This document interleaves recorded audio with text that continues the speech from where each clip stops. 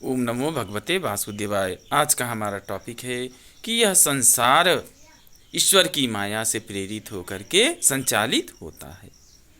ना तो यहाँ पर सूर्य हमारे नियंत्रण में है, ना तो चंद्रमा हमारे नियंत्रण में है। यह सभी ईश्वर के नियंत्रण में है। ईश्वर की शक्ति से ही समय पर सूर्य का उदय होना, समय पर चंद्रमा का उदय होना, यह सब ईश्वर की शक्ति से संचालित हैं। इसी तरह से प्रत्येक कार्य ईश्वर के द्वारा ही संचालित होता है।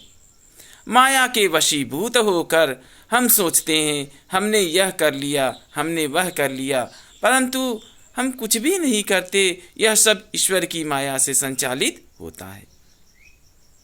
कर्म करने की स्वतंत्रता हमें ईश्वर ने प्रदान किए हैं, परंतु हम सभी लोग उनकी माया के वशीभूत हैं, क्योंकि ईश्वर की माया से यह प्रकृति भी बंधा हुआ है तथा सभी प्राणी ईश्वर की माया से बंधे हुए हैं। इस तरह से हम सभी लोग ईश्वर की माया के वशीभूत सारे कार्य करते हैं।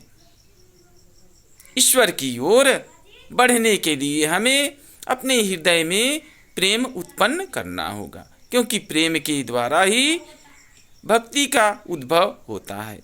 यदि प्रेम ना होगा तो भक्ति का उद्भव कहाँ से होगा। इसलिए हम प्रेम के द्वारा ही भक्ति करें तथा ईश्वर की ओर आगे बढ़ें। ईश्वर से प्रेम करें। जब हम ईश्वर से प्रेम करते हैं तो वह भक्ति का स्वरूप हो जाता है। जब हमारा हृदय प्रेम से अभिभूत हो जाता है तब मन में भक्ति की उत्पत्ति होती है। इस तरह से हम भक्ति के मार्ग पर चलने लगते हैं तथा हम ईश्वर की माया को समझने लगते हैं कि हम ईश्वर की माया के वशीभूत समस्त कार्यों को कर रहे हैं। ईश्वर की माया से हम दुखी हो जाते हैं तथा कभी प्रसन्न हो जाते हैं। यह सब ईश्वर की माया है। ईश्वरीय भक्ति के द्वारा ही हमें ज्ञान प्राप्त होता है कि हम सभी ईश्वर की माया से चल रहे हैं। यह संसार ईश्वर की माया से संचालित है।